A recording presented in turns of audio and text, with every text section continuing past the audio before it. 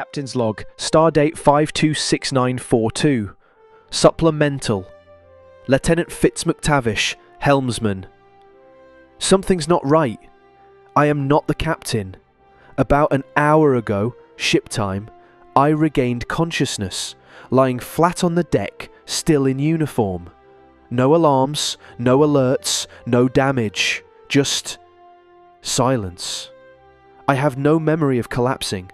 In fact, the last thing I recall was arriving in my quarters, queuing up Mozart, and then nothing. Well, nothing except a dream. It's already slipping, like static on an old subspace signal. But in the haze, I remember the Demeter, not as a ship, but as a chess piece, a queen, I think, and two shadows moving pieces across a vast board. I couldn't see their faces, but there was intention behind every move. It felt significant. I made my way to the bridge. All senior officers were at their stations, exactly where they should be, but unconscious, slumped forward, breathing, alive, but completely unresponsive. No signs of distress, no struggle, just frozen in time. I am now the senior officer on board. We've relocated all affected personnel to sickbay. So far the pattern is disturbingly clear. Everyone over the age of 25 is unconscious. I turn 25 next week. The bridge is now being run by our most junior officers, many barely out of the academy. They're capable, but green, nervous. I don't blame them. This isn't the kind of situation they trained for. Then again, I'm not sure anyone ever trains for this. We are currently in orbit around a planet located roughly halfway between Earth and HR 8527. Based on stellar charts, we appear to be in the Theta Indi system. The stellar alignment matches, though none of us would have expected to find anything of note here, let alone a potentially habitable world around Theta Ba. Initial scans show atmosphere, gravity and radiation levels within acceptable thresholds for life. Lastly, we have no access to tactical, subspace communication or propulsion systems. All three are completely unresponsive, locked out or offline, we're not sure yet. Every other system appears to be functioning normally, which only deepens the mystery. We're drifting in a wide, stable orbit for now, but without control of propulsion or engineering, we're effectively stranded. If this is a trap, it's a precise one. My immediate objectives are clear. Determine the cause of the crew's unconscious state and why only those over 25 are affected. Understand why we've entered orbit around this uncharted world and whether it's linked to the incident. Regain control of critical systems and return the Demeter to its mission. We're adrift in more ways than one, and until I have answers, every move forward feels like it's part of someone else's game.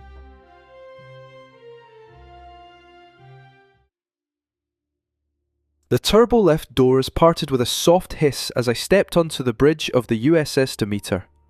The tension in my stance betraying the weight of responsibility settling on my shoulders.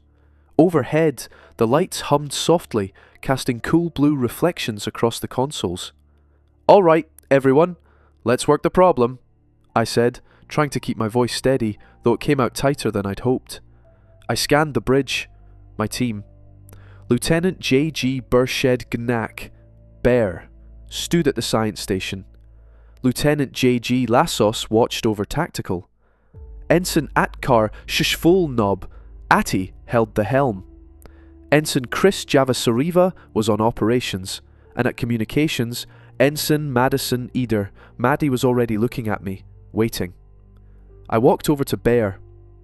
"Bear, initiate a full bioscan of the planet below.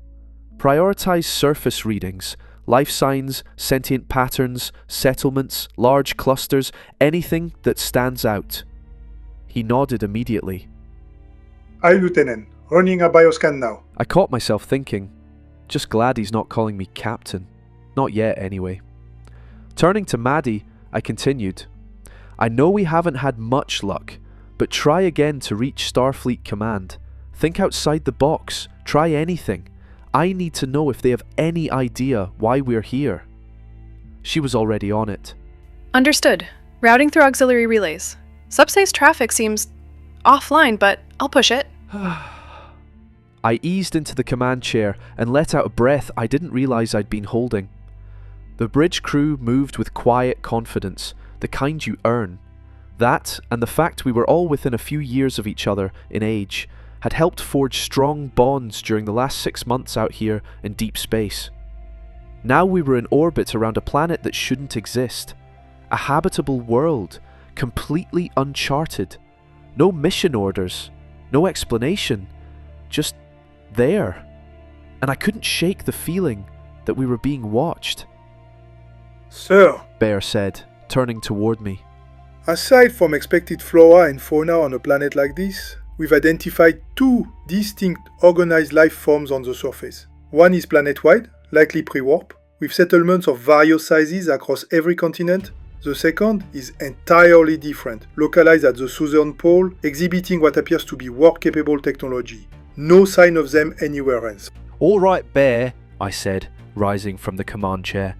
"Focus on identifying those 2 life forms, classify them, map their locations, and pull every detail you can from the scan data."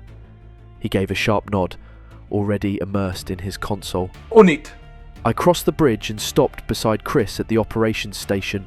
"Status on helm, tactical and engineering access?" He shook his head, frustration flickering just beneath the surface. Still working on it, sir. I can't trace the source of the lockout. It's like the system's been overridden using a method I don't recognize. Nothing in the logs, no traceable access point. "Keep at it," I said.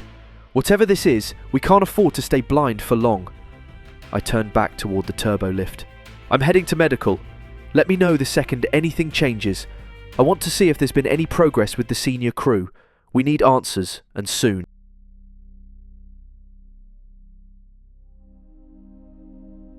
I stepped into the turbo lift and keyed in the deck for medical. The doors whispered shut behind me, sealing off the quiet hum of the bridge.